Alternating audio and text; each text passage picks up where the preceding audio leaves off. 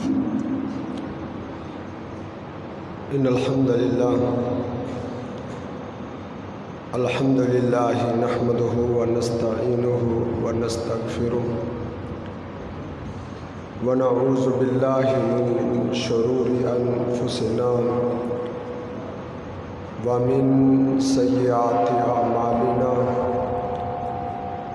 ومن يهده الله فلا مضل له ومن يضلله فلا هادي له أشهد أن لا إله إلا الله وحده لا شريك له وأشهد أن محمدًا عبده ورسوله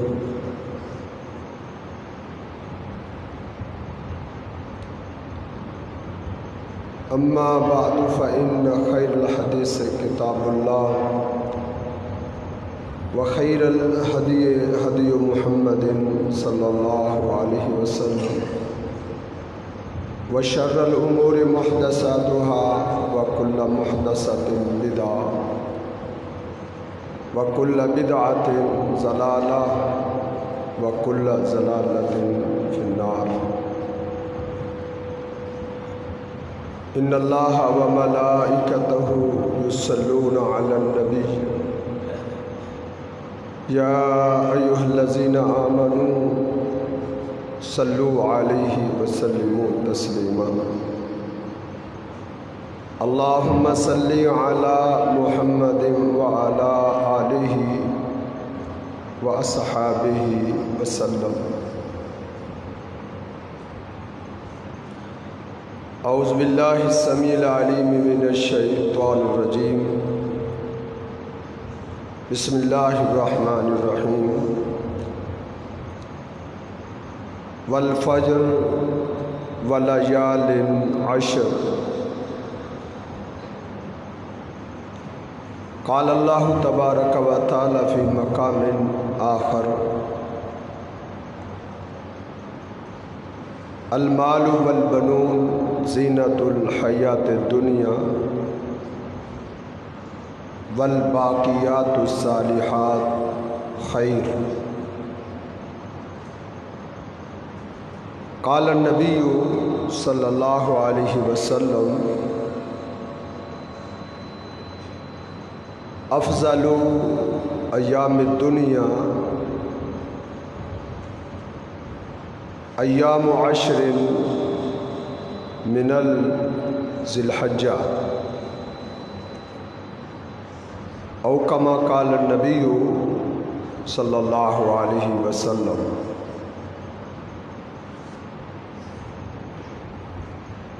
12 مہینوں میں سے سب سے افضل اور سب سے زیادہ محترم 3 مہینے ہیں۔ 4 مہینے جو کہ حرمت کے ہیں، ان میں سے ایک مہینہ جو کہ ختم ہو رہا ہے، یہ ذی قعدہ کا مہینہ ہے۔ یہ بھی ان حرمت والے 4 مہینوں میں سے ایک مہینہ ہے۔ یہ تو اختتام پذیر ہے۔ 3 مہینے اور ہیں جن کو اللہ رب العزت نے انتہائی محترم بنایا ہے۔ ہم ان کا احترام کریں یا نہ کریں، اللہ کے ہاں ان مہینوں کا بے حد احترام ہے۔ تو اگلا مہینہ ذی الحجہ کا ہے، جس کا آغاز ہونے والا ہے 1-2 دن کے بعد، اور اس کے بعد 1 مہینہ محرم کا ہے، وہ بھی انتہائی احترام والا ہے۔ الغرض حرمت والے جو 4 مہینے ہیں یہ پورے سال میں سے افضل ترین مہینے ہیں، اور ان مہینوں میں سے بھی 10 دن سب سے افضل ہیں، جنہیں افضل ایام الدنیا، دنیا میں یعنی پورے سال میں جتنے بھی دن ہیں تمام دنوں میں سے اللہ کے ہاں سب سے زیادہ افضلیت والے، سب سے زیادہ بلند و بالا مقام والے یہ 10 دن ہیں جو ذی الحجہ کے ابتدائی 10 دن ہیں۔ ان کو افضل ایام الدنیا کہا گیا، یا ایک روایت میں ہے اعظم ایام الدنیا، دنیا کے دنوں میں سے یہ عظیم ترین دن ہے، انتہائی عظیم ترین دن، ان کا مقام و مرتبہ انتہائی بلند ہے۔ جس قدر ان 10 دنوں کا مقام بلند و بالا ہے، جتنا ہی بلند ہے اس قدر ہی مسلمان ان 10 دنوں کی افضلیت سے اتنا زیادہ غافل ہے۔ ایک تو علم ہی نہیں ہے، مسلمانوں کو ادراک ہی نہیں ہے اس چیز کا کہ یہ کائنات کے تمام دنوں سے افضل ترین دن ہے، حتیٰ کہ رمضان المبارک کے ایام، رمضان کے مہینے کے سارے دن ان دنوں کا مقابلہ نہیں کر سکتے، جو 1-2 دن کے بعد شروع ہونے والے ہیں، کہ رمضان کے مہینے کے دن بھی ان سے افضل نہیں ہے۔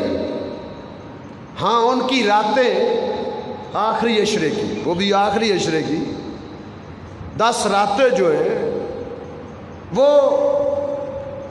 ان دنوں کی 10 راتوں سے افضل ہے، وہ بھی راتوں سے افضل ہے، دنوں سے افضل نہیں ہے۔ تو یہ عشرہ ذی الحجہ، یہ جتنا ہی اس کی عظمت ہے اس قدر ہم اس سے غافل ہیں۔ اس کی وجوہات میں سے ایک وجہ تو ہمارا میڈیا ہے۔ ہمارا میڈیا آزاد نہیں ہے، اس پر دشمنان اسلام کا کنٹرول ہے، وہ ان کو اپنی مرضی سے استعمال کرتے ہیں، فرقہ بندی کے لیے، اختلاف اور انتشار کے لیے، بدعات کو پھیلانے کے لیے، میڈیا کو بے حیائی پھیلانے کے لیے استعمال کیا جاتا ہے۔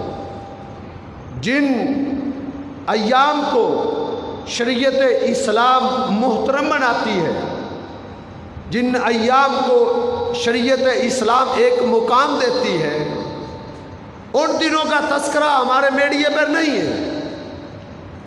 کیوں؟ ان کی عظمت اور فضیلت کی تشہیر کے لیے ان کو ٹارگٹ نہیں دیا جاتا، ان کو پیسہ نہیں دیا جاتا، اس لیے ان دنوں کی افضلیت دب کے رہ گئی ہے، مسلمانوں کو بھی اس کا شعور نہیں ہے۔ حالانکہ یہ دن انتہائی عظمت کے دن ہیں، محرم کے بھی تو 10 دن آنے والے ہیں نا، حالانکہ وہ 10 دن، یہ جو حرمت والے 4 مہینے ہیں، وہ 4 مہینوں کے دنوں کی طرح وہ دن ہیں۔ ان 10 دنوں کی فضیلت، محرم کے 10 دنوں کی فضیلت صرف یہ ہے کہ وہ حرمت والے مہینے، حرمت والے مہینے کے ایام ہیں، بڑے محترم ہیں۔ لیکن یہ جو ذی الحجہ کے ابتدائی 10 دن ہیں، پہلا عشرہ، یہ حرمت والے مہینے کے ایام بھی ہیں اور دنیا کے تمام ایام سے افضل ترین بھی ہے۔ ان کو بڑا مقام و مرتبہ حاصل ہے، بڑی رفعت حاصل ہے، اور یہ ایام اللہ رب العزت اپنے بندوں کو عطا کرتا رہتا ہے۔ یہ مواقع اور یہ گھڑیاں اللہ اپنے بندوں کو اپنی قربت کے لیے عطا کرتا ہے۔ کیا میرے بندے، یہ وقت، یہ گھڑیاں، یہ مہینے، یہ ایام یا فلاں فلاں راتیں یہ تیری زندگی میں آ رہی ہیں یا آ چکی ہیں، شاید یہ آئندہ نہ آ سکے تیری زندگی میں، انہوں نے تو آنا ہے، شاید تو نہ ہو۔ ان سے فائدہ اٹھا لے، ان گھڑیوں کو غنیمت سمجھ لے، ان دنوں کو، ان راتوں کو غنیمت جان لے، اور اللہ رب العزت سے قربت کی راہیں تلاش کر، اللہ کے قریب ہونے کے راستے ڈھونڈ، اللہ رب العزت کا مقرب بندہ بننے کی کوشش کر۔ یہ بڑے عظیم دن ہیں، ان 10 دنوں میں انسان اپنے رب کے بہت قریب ہو سکتا ہے، اپنے رب کا انتہائی محبوب بن سکتا ہے۔ ان دنوں کی قدر کر کے، ان دنوں کی قدر کیسے کرنی ہے، ان دنوں کا احترام کیسے کرنا ہے، ان دنوں میں ہم اللہ کے قریب کیسے ہو سکتے ہیں، ان دنوں میں قربت کی راہیں کون کون سی ہیں، کیسے ہم اللہ کے پیارے بن سکتے ہیں اور نیکیوں کے انبار جمع کر سکتے ہیں، اگر کوئی تلاش کرنے والا ہو تو۔ یہ جو 10 دن ہیں، جب یہ 10 دن ان کا آغاز ہو جائے تو سب سے پہلا حکم جو اللہ مسلمانوں کو دیتے ہیں، اہل ایمان کو جو پہلا حکم اللہ دیتے ہیں وہ یہ ہے کہ من اراد ان یضحی، جو قربانی کرنا چاہتا ہے، جس نے قربانی کا ارادہ کیا ہوا ہے، اس کے لیے یہ اللہ نے پابندی لگا دی ہے ذی الحجہ کے ابتدائی 10 دنوں میں کہ نہ وہ اپنے بال کاٹ سکتے ہیں کسی قسم کے، نہ ناخن تراش سکتے ہیں۔ یہ پابندی ہے ان 10 دنوں میں۔ ملے گا کیا؟ ان 10 دنوں میں یہ پابندی اگر ہم کر لیں گے اللہ کے مقرب بن جائیں گے۔ اللہ کے مقرب کیسے بنیں گے؟ اللہ کے حکم کی تعمیل ہوگی، محمد رسول اللہ صلی اللہ علیہ وسلم کے فرمان کی پیروی ہوگی، آپ کی سنت کی اتباع ہوگی۔ ان کنتم تحبون اللہ فاتبعونی یحببکم اللہ، اگر تم چاہتے ہو اللہ تعالیٰ تم سے محبت کرے، اللہ تعالیٰ تم سے پیار کرے، اللہ کے محبوب ترین بن جاؤ، تو اس کا ایک ہی ذریعہ ہے کہ محمد رسول اللہ صلی اللہ علیہ وسلم کے پیروکار بن جاؤ، اللہ کے پیغمبر صلی اللہ علیہ وسلم کے متبعین میں سے آ جاؤ۔ اللہ کے پیغمبر صلی اللہ علیہ وسلم ان 10 دنوں میں نہ اپنے بال کاٹتے تھے نہ ناخن تراشتے تھے، کسی قسم کی کوئی شرعی حجامت ان 10 دنوں میں نہیں ہے۔ آپ اللہ کے قریب بن جائیں گے۔ یہ اللہ کی قربت کی راہوں میں سے ایک راستہ ہے۔ اس کے بعد اور ان دنوں میں جو قربت کی راہیں، ہر نیک عمل جس کی عام دنوں میں آپ پابندی کرتے ہیں، جس طرح کے فرائض ہیں ان کی اور اچھے طریقے سے ان دنوں میں پابندی کریں۔ تکبیر اولیٰ کے ساتھ 5 نمازوں کی پابندی کریں، 5 نمازوں کی پابندی کریں۔ ان دنوں میں ان کی پابندی کا مقام اور اہمیت اور بڑھ جاتی ہے، اور زیادہ پابندی کریں۔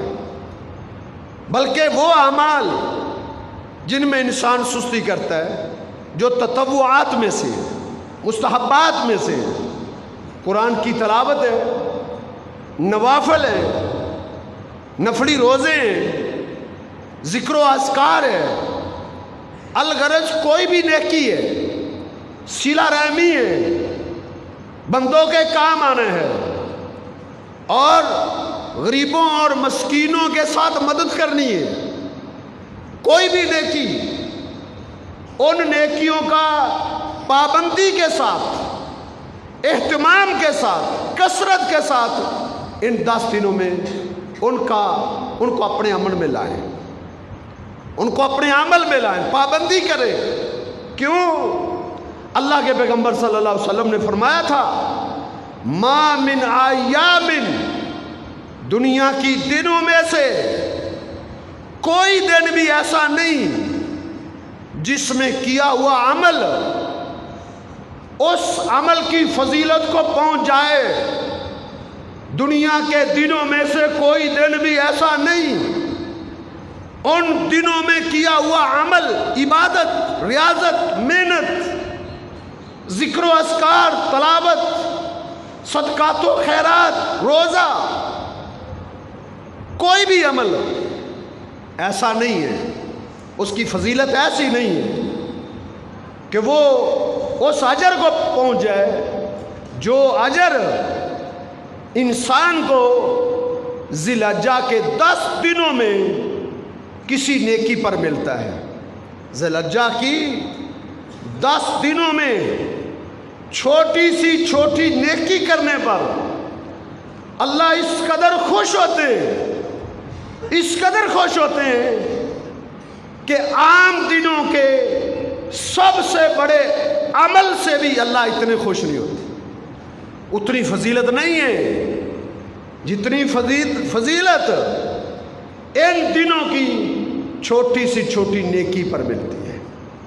صحابہ بڑے حیران و ششدر ہو گئے، انہوں نے ایک بڑی قیمتی بات پوچھ لی، انہوں نے کہا وَلَا الْجِهَادُ فِي سَبِيلِ اللَّهِ، اللہ کے حبیب ان دنوں کی چھوٹی سی نیکی اتنی عظیم ہے، اللہ کے ہاں اس قدر بلند و بالا ہے، اس قدر عظمت والی ہے، عام دنوں کی کوئی نیکی بھی مقابلہ نہیں کر سکتی۔ فرمایا ہاں، عام دنوں کی کوئی نیکی بھی ان دنوں کی کسی نیکی کا مقابلہ نہیں کر سکتی۔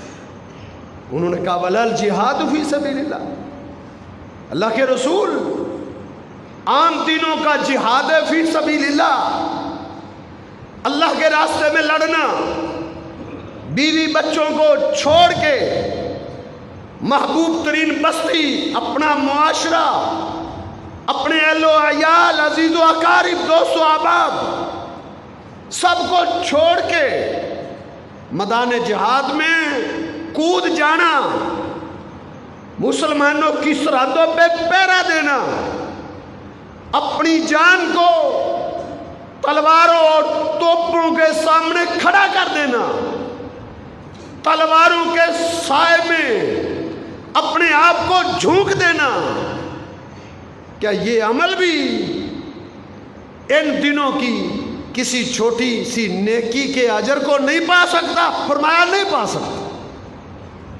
آپ اندازہ کریں، آپ غور کریں، سوچیں ذرا، اللہ موقع دے دے محاسبہ کرنے کا، اللہ موقع دے دے غور و خوض کرنے کا، سوچنے کا، موقع مل جائے نا،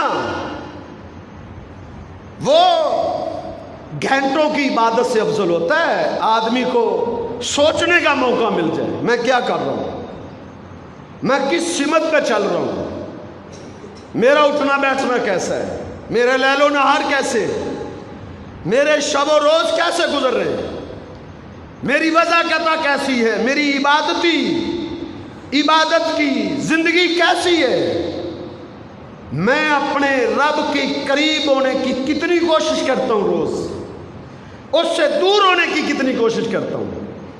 انسان کو یہ سوچنے کا موقع مل جائے اپنے نفع نقصان کا، یہ ہے نفع نقصان، یہ تفکر، یہ تدبر घंटों की इबादत से अफजल है, जिसमें आदमी अपना मुहासबा कर। तो सोचने का अगर मौका मिल जाए तो फिर आदमी सोचे कि हम अपनी जिंदगियों में कितने अशरे ज़ाया कर लिए, कितने अशरे, कितनी दफा ज़िलहज्जा आया है। किसी की जिंदगी में 20 मरतबा आ चुका है, किसी की जिंदगी में 30 मरतबा, 40 मरतबा, किसी की जिंदगी में 50 और 60 मरतबा ये ज़िलहज्जा के 10 दिन आके गुजर चुके हैं, जिसमें इंसान एक मस्जिद से तिनका उठा के बैर फेंकता, ये रास्ते में पड़ी हुई कांटों वाली टहनी हटा देता, वो इतनी अल्लाह के यहाँ फजीलत वाली थी कि जिहाद फी सबीलिल्लाह भी उतनी फजीलत कामिल नहीं है। कितने अजीम दिन है, कितने मुकर्रब दिन है, हमारी ज़िंदगियों में आते हैं, गुजर जाते हैं। हमारे ना लैलो नहार बदलते हैं, ना हमारे शब व रोज़ गुजरते हैं, तब्दील ही नहीं होते। तो ये दिन, इनमें की हुई इबादत, आम दिनों का जिहाद भी इसकी फजीलत को नहीं पा सकता। जिहाद की फजीलत कितनी बड़ी फजीलत है। नबी अलैहिस्सलाम ने फरमाया था,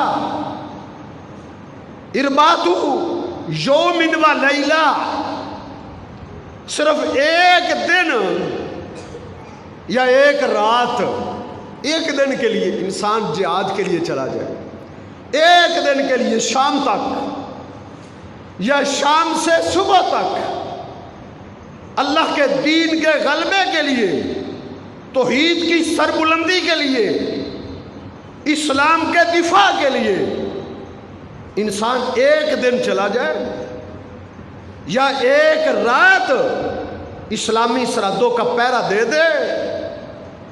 अल्लाह के पैगंबर ने फरमाया था, सादिकुल मसदूक पैगंबर की ज़बान मुबारक से निकला था, नात के वही ने कहा था, खैरुन मिन सियाम शाहरी व क़ियाम ही, एक दिन जिहाद करना, एक दिन शाम तक, एक रात सुबह तक, अल्लाह के यहाँ इतना अजीम अमल है कि एक महीने के तहज्जुद का और एक महीने के नफली रोज़ों का सवाब अल्लाह फरमाते हैं मेरे बंदे के नामे अमाल में लिख दो, बल्कि इससे ज़्यादा अजर देते। एक दिन का जिहाद, एक दिन का, और इन 10 दिनों का जिसका आगाज़ होने वाला है, इस दिन का एक मरतबा सुबहान अल्लाह कहना, एक मरतबा अल्हम्दुलिल्लाह कहना,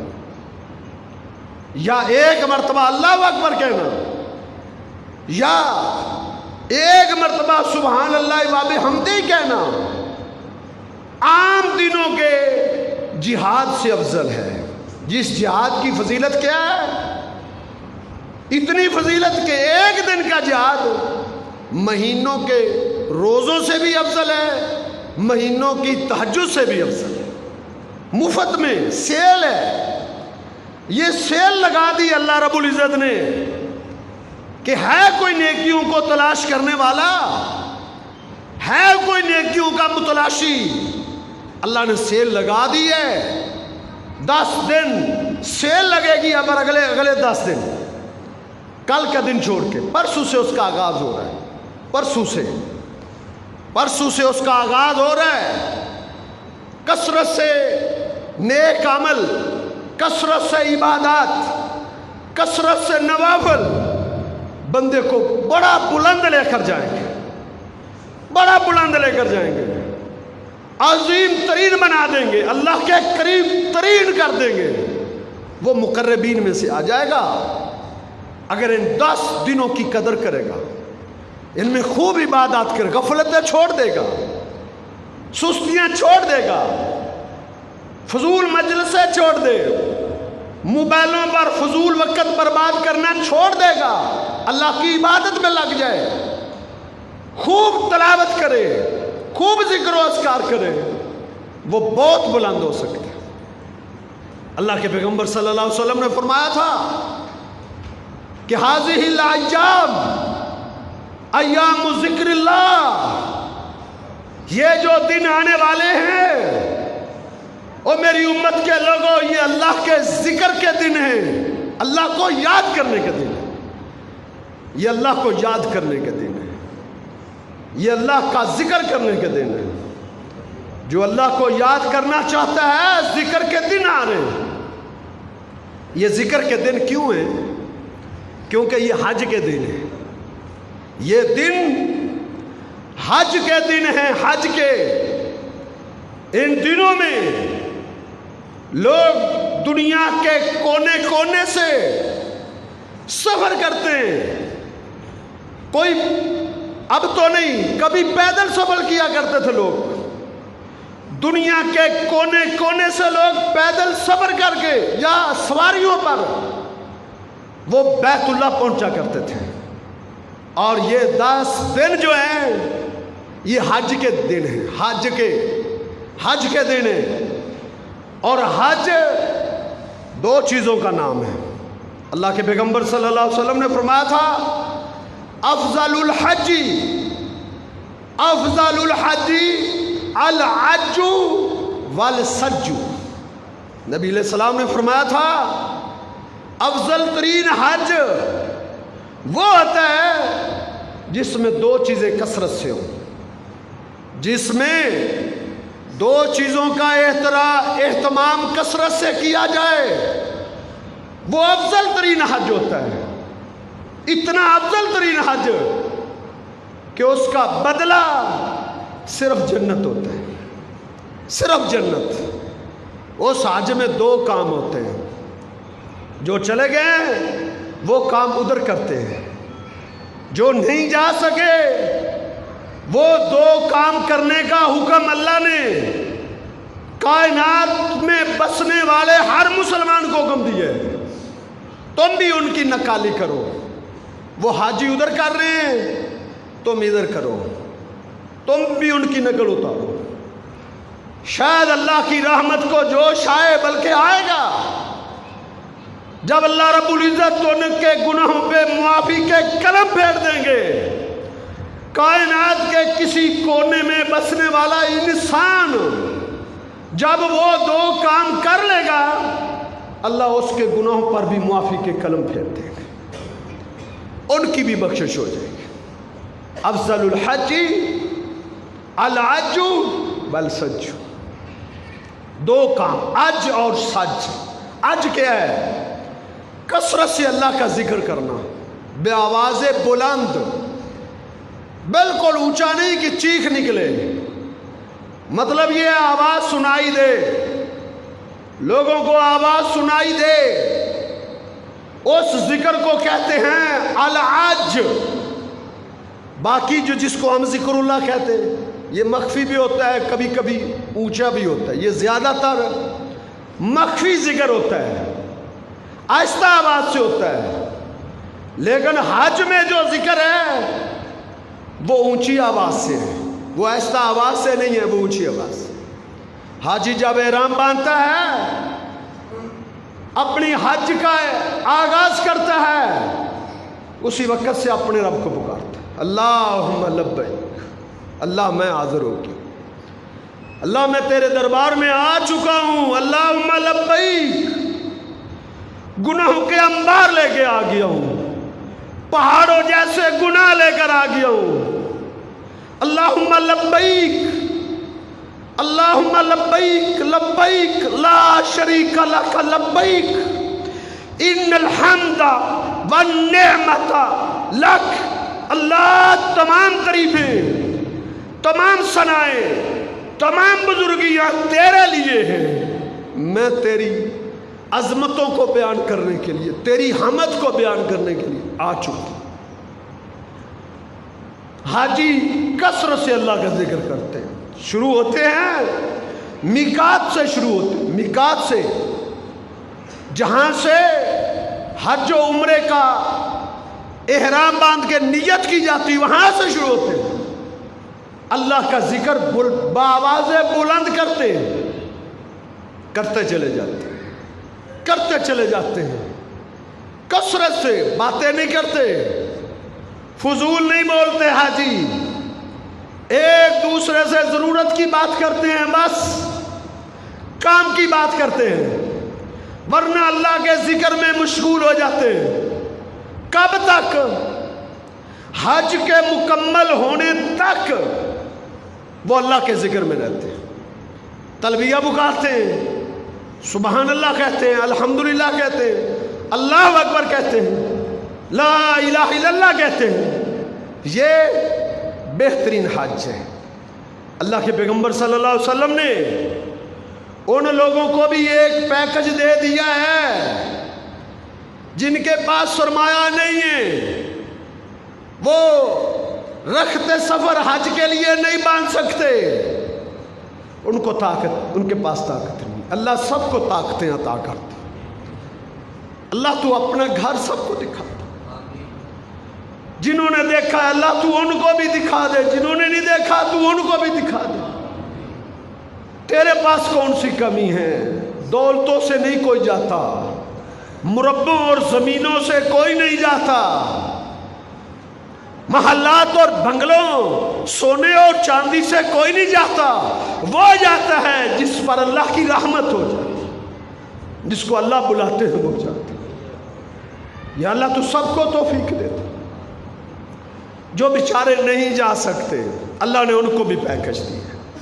تم حاجیوں کی نقل اتارو اپنے گھر میں بیٹھے ہوئے، تم حاجیوں کی نقالی کرو اپنے کھیتوں کھلیان کرتے ہوئے، اپنے جانوروں کا چارہ کاٹتے ہوئے، کھیتی باڑی کرتے ہوئے، تم اپنی دکان چلاتے ہوئے، دفتر میں بیٹھے ہوئے، اپنا کاروبار کرتے ہوئے، تم بھی وہ نقالی کرو جو حاجی کرتے ہیں، تم بھی کرو، اللہ تمہیں بھی معاف کرتے ہیں۔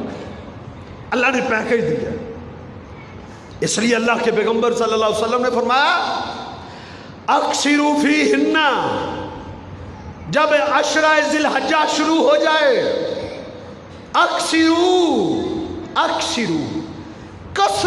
کثرت کرو، اکثروا فیہن، ان دنوں میں کثرت کرو، من التسبیح، سبحان اللہ کی کثرت کرو، والتحمید، الحمدللہ کی کثرت کرو، والتحلیل، لا الہ الا اللہ کی کثرت کرو، والتحمید، الحمدللہ کی کثرت کرو۔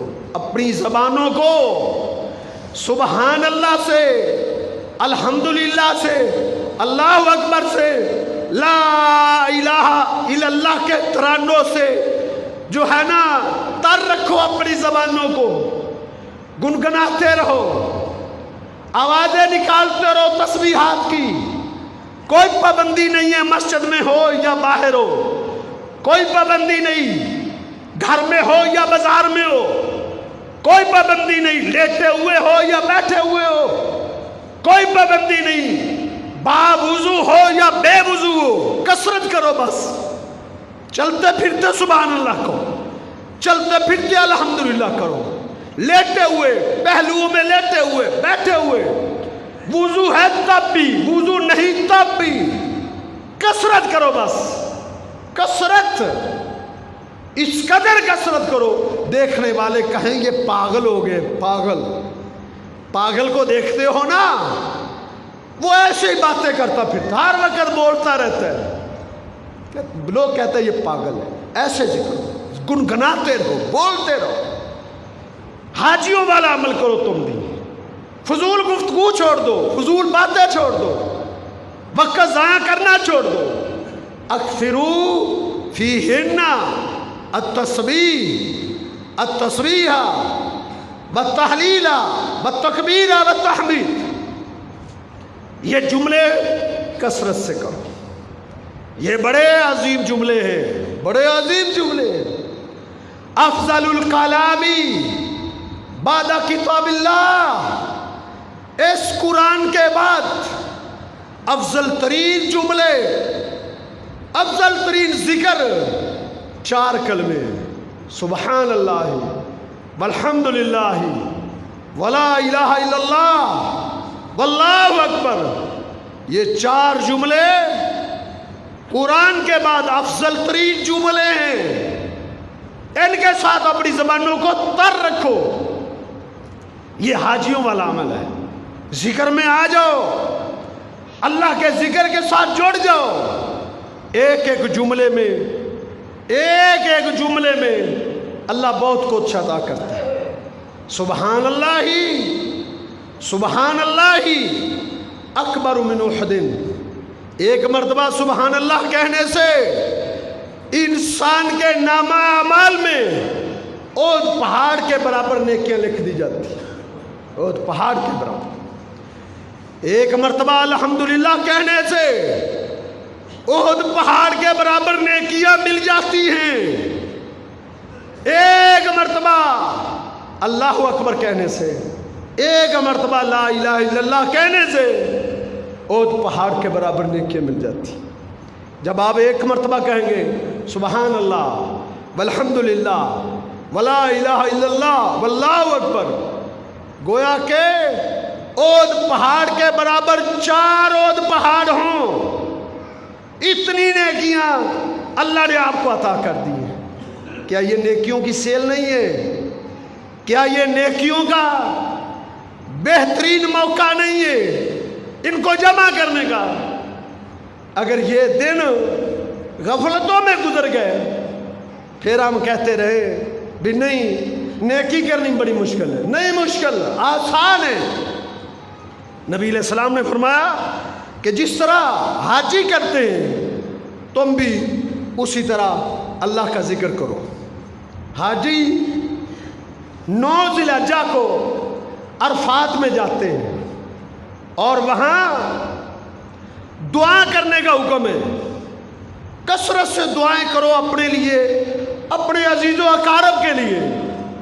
اللہ اس دن انتہائی قریب آ جاتا ہے۔ دن کو بھی پہلے آسمان پہ اللہ رب العزت آ جاتے ہیں۔ پہلے آسمان تو پہلے آسمان پہ اللہ رب العزت صرف عرفات کے میدان تک نہیں ہوتے، پوری دنیا کے آسمان پر اللہ اس دن پہلے آسمان پر ہوتے ہیں۔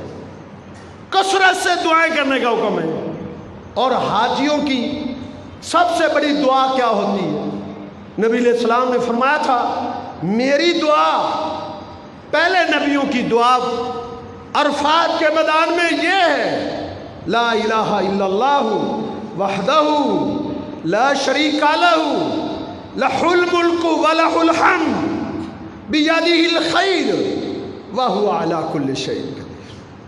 اللہ کے پیغمبر عرفات کے دن سورج غروب ہونے تک زور سے لے کر یہی دعا پڑھتے رہے، کثرت سے پڑھتے رہے۔ اتنی کثرت تھی کہ عصر کی نماز کو بھی آپ نے زور کے ساتھ ادا کر لیا تھا، زور کے ساتھ۔ مکہ کے باسیوں کو بھی کہا تھا جو مسافر نہیں تھے، جو مکہ سے حج کرنے کے لیے عرفات میں آئے تھے، ان کو بھی کہا تھا تم بھی عصر کی نماز ہمارے ساتھ زور کے ساتھ ادا کر لو تاکہ ہم نماز سے فارغ ہو جائیں۔ اب ہم نے ایک ہی کام کرنا ہے سورج غروب ہونے تک۔ وہ کیا کام ہے؟ وہ اللہ کا ذکر ہے، وہ دعا ہے۔ وہ دعا کیا تھی؟ یہ دعا لا الہ الا اللہ وحدہ لا شریک لہ لہ الملک ولہ الحمد وہو علی کل شیء قدیر وفی روایاتہ بیدہ۔ یہ دعا کثرت سے اللہ کے نبی پڑھتے رہے، کثرت سے۔ عبداللہ بن عباس سے کسی نے پوچھا کہ عرفات تو اپنے لیے دعائیں، اپنے لیے کچھ مانگنے کا دن ہے، اپنی اولاد کے لیے مانگنے کا دن ہے، جنہوں نے دعا کے لیے کہا ہوا ہے ان کے لیے دعائیں کرنے کا دن ہے۔ اللہ کے نبی نے تو یہ دعا سکھائی ہے، بس یہ پڑھتے رہو، یہ پڑھتے رہو۔ عبداللہ بن عباس رضی اللہ تعالیٰ نے کیا جواب دیا؟ کہا تم نے رسول اللہ کا فرمان نہیں سنا کہ نبی علیہ السلام نے حدیث قدسی کو بیان کیا تھا اللہ سے ایک روایت بیان کی تھی، اللہ کے نبی نے اپنے رب سے ایک روایت بیان کی تھی۔ وہ روایت کیا تھی؟ قال اللہ تبارک و تعالی، اللہ تعالیٰ بیان فرماتے ہیں کہ من شغلہ ذکری عن مسالتی، جس انسان کو میرا ذکر اتنا مشغول کر دیتا ہے، اتنا مصروف کر دیتا ہے کہ اس کو وقت ہی نہیں ملتا وہ مجھ سے اپنے لیے اولاد مانگ سکے، اپنے لیے رزق کے حلال مانگ سکے، اچھا بزنس کاروبار مانگ سکے، کوئی بھی دعا وہ نہیں کر سکا کیونکہ اسے وقت نہیں ملا۔ وقت کیوں نہیں ملا؟ وہ اللہ کے ذکر میں اتنا مشغول ہو گیا تھا، اتنا، اس کو وقت نہیں ملا۔ اللہ فرماتے ہیں لَأُوتِيَنَّهُ أَفْضَلَ مَا أُوتِيَ السَّائِلِينَ، اور جو یہ لگے رہے نا اللہ ہمیں یہ دے، یہ دے، جو میں ان کو عطا کرتا ہوں، جنہوں نے نہیں مانگا ذکر میں لگے رہے، میں ان کو افضل دیتا ہوں، ان کو اس سے بھی زیادہ دیتا ہوں، بن مانگے دے دیتا ہوں، ان کی دل کی مرادیں پوری کر دیتا ہوں، ان کے دلوں میں جو احساسات ہیں، ان کے دلوں میں جو جذبات ہیں، ان کے دلوں میں جو خواہشات ہیں، ان کے دلوں میں جو آرزویں ہیں، ان کے دلوں میں جو تمنائیں ہیں، اللہ فرماتے ہیں میں ساری کی ساری پوری کر دیتا ہوں، بن مانگے پوری کر دیتا ہوں، کیوں؟ وہ میرے ذکر میں لگے رہے۔ تو یہ دن جو ہیں خوب اللہ کے ذکر کے دن ہیں، بن مانگے اللہ سب کچھ عطا کر دے گا، کیونکہ اللہ فرماتے ہیں آنا عند عبدی اذا ذکرنی، میرا بندہ جب تک میرے ذکر میں لگا رہتا ہے میں اس کی مدد میں لگا رہتا ہوں، میں اس کی دعائیں قبول کرنے میں لگا رہتا ہوں، میں اس کی نصرت میں لگا رہتا ہوں، جب تک وہ میرے ذکر میں لگا رہتا ہے۔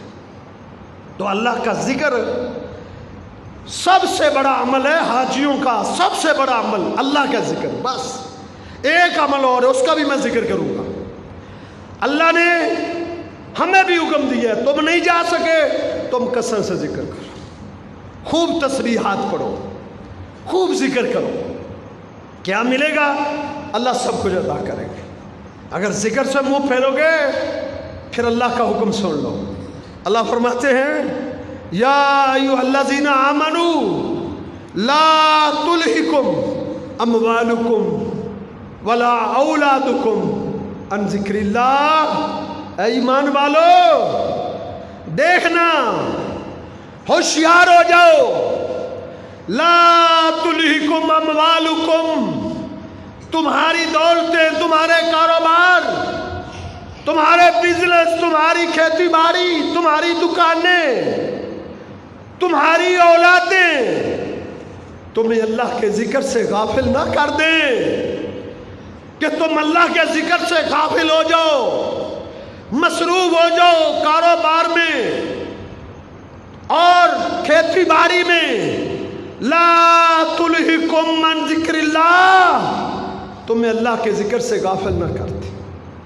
اگر تم غافل ہو گئے وَمَن يَفْعَلْ ذَلِكَ فَأُولَئِكَ هُمُ الْخَاسِرُونَ، جو غافل ہو گیا نا اللہ کے ذکر کرنے سے وہ گھاٹا پا گیا ہے، وہ نقصان اٹھا گیا ہے، اس نے کچھ حاصل نہیں کیا، بھلے اس نے دنیا کٹھی کر لی ہو، وہ گھاٹے میں۔ کیوں گھاٹے میں؟ گھاٹے میں کیوں ہے؟ اللہ نے دوسری جگہ اس کی وضاحت کی ہے۔ اللہ فرماتے ہیں المال والبنون زینت الحیات الدنیا، کیونکہ مال و متاع، سرمایہ، دنیا کی دولتیں، خزانے، المال والبنون، کھیتی باڑی، اولاد، المال والبنون زینت الحیات الدنیا، یہ صرف دنیا کی زینت ہے، یہ صرف اور صرف دنیا کی ساج دھج ہے، یہ صرف اور صرف دنیا کی رونقیں ہیں، یہ صرف اور صرف دنیا کی خوبصورتیاں ہیں۔ आंखें बंद हो जाएगी, ये इधर ही रह जाएगी, औलाद भी पीछे रह जाएगी, दौलत भी पीछे रह जाएगी, ये महलात, ये ज़मीनें इधर पड़ी रह जाएंगी, कुछ साथ नहीं जाएगी। हाँ, साथ क्या जाएगा? बल बाकियातु सालिहात, सालिहात साथ जाएंगे, नेक अमाल साथ जाएंगे, कब्र में साथ होंगे, हश्र में साथ होंगे, साथ साथ होंगे। हदीस में आता है, नबी अलैहिस्सलाम से पूछा गया, अल्लाह के रसूल, अल्लाह ने ये जो फरमाया है कि बाकियातु सालिहात बंदे के साथ जाएंगे, ये क्या है? आपने फरमाया था बाकियातु सालिहात चार चीज़ें हैं, सुबहानल्लाहि वल्हम्दुलिल्लाहि वला इलाहा इल्लल्लाह वल्लाहु अकबर, ये अल बाकियातु सालिहात। अल्लाह ने देखो, अल माल वल बनून जीनतुल हयात दुनिया, मालो मता को दुनिया की जीनत कहा, सुबहान अल्लाह वल्हम्दुलिल्लाह वला इलाहा इल्लल्लाह वल्लाहु अकबर को क्या कहा? बाकियातुन, बल बाकियातु सालिहात, ये साथ जाने वाले अमल है, खैरुन बेहतर, ये बेहतरीन सरमाया है। तो ये हज की नकल है कि कसरत से जिक्र करो। दूसरी चीज़ जिस वजह से हाजियों को अजमत मिलती है वो अल हज के बाद सज है। सज खून बहाना है, खून बहाना, जानवरों का खून बहाना, जानवरों को अल्लाह के रास्ते में ज़बह करना, ये सज है। हाजियों को इन दो वजह से मुकाम मिलता है। एक, वो कसरत से अल्लाह का जिक्र करते हैं, नमाजें वो भी पढ़ते हैं, तुम भी पढ़ते हो। दूसरी चीज़, वो कुर्बानियाँ करते हैं, कुर्बानियों की वजह से उनकी हज को अज़मतें मिलती हैं। अल्लाह रब्बुल इज़्ज़त ने कायनात के हर बासी को हुक्म दे दिया, तुम भी उनकी नकल उतारो, तुम भी अपना महबूब तरीन दुम्बा, ऊँट, गाय, बैल, छतरा ज़बह करो अल्लाह के रास्ते में। वो ज़बह कर रहे, तुम भी करो, नकल उतारो। जब अल्लाह उनको मुआफ़ कर देगा, अल्लाह तुम्हारे लिए भी मुआफ़ी के ऐलान कर देगा। तो ये दो अमल इंशाल्लाह इनकी हमने पाबंदी करनी है इन 10 दिनों में। पहली चीज़ तो मैंने ये बताई है कि जो कुर्बानी का इरादा रखते हैं वो अपने बाल नहीं कटवा सकते। ज़िलहज्जा का चांद नज़र आने के बाद, कल नज़र आ जाएगा उम्मीद है, आज 28 ज़िलक़ाद है तो कल 29 होगी, शाम को उम्मीद है चांद नज़र आ जाएगा। ज़िलहज्जा का चांद नज़र आने के बाद कोई आदमी अपनी शरई हिजामत नहीं करवा सकता, नाखून नहीं काट सकता। पूरे 10 दिन जब तक कि ईद की नमाज नहीं पढ़ लेता, कुर्बानी नहीं कर लेता। ईद की नमाज पढ़े, कुर्बानी करे, उसके बाद वो अपनी हिजामतें करवा सकता है। इन 10 दिनों में उनके लिए पाबंदी है जो कुर्बानी करना चाहते हैं। एक और हदीस है कि ईद के दिन जब लोग कुर्बानियां कर रहे थे, अपने बालों को बाद में कटवा रहे थे, उस वक्त अल्लाह के पैगंबर सल्लल्लाहु अलैहि वसल्लम की मजलिस में एक गरीब आया, बेचारा पता नहीं किस बस्ती का रहने वाला था, इराबी था, मदीने का बासी नहीं था। उसने आके अल्लाह के पैगंबर सल्लल्लाहु अलैहि वसल्लम से कहा कि अल्लाह के रसूल, मैं गरीब हूँ, मैं तंग दस्त हूँ, मैं मुफलिस हूँ, मेरे पास कोई जानवर नहीं है, मैं भी ये अजर लेना चाहता हूँ, मैं भी हाजियों के इस अमल की नकल उतारना चाहता हूँ ताकि अल्लाह मेरे गुनाहों को भी माफ़ कर दे। तो क्या आप मुझे इजाज़त देते हैं? मेरे पास एक दूध वाली बकरी है, एक दूध वाली, वो मुझे मेरे किसी भाई ने मुझे आरियतन दी हुई है बकरी, दूध के लिए दी हुई है बस, कि तू ये बकरी अपने पास रख, तू इसको चारा डाल, अपने बच्चों को दूध पिला ले, जब इसका दूध खत्म हो जाए ये बकरी मुझे वापस कर देना, मैं तुझे एक और बकरी दे दूंगा। ये बहुत बड़ी नेकी, हदीस में आता है ये बहुत बड़ी नेकी है। किसी मुसलमान भाई को दूध वाला जानवर कुछ अरसे के लिए दे देना बहुत बड़ा अमल है, बहुत बड़ी नेकी है। इतनी हदीसें हैं कि उसके लिए एक पूरा जुमा दरकार है जो इसकी फजीलत में बयान हो सकता है कि किसी को दूध वाला जानवर देना आरियतन उसकी कितनी बड़ी फजीलत।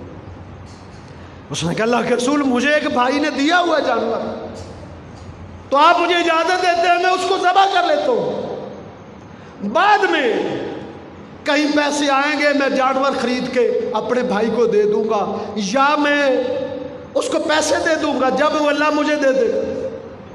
नबी अलैहिस्सलाम ने फरमाया नहीं, मैं तुझे इसकी इजाज़त नहीं देता।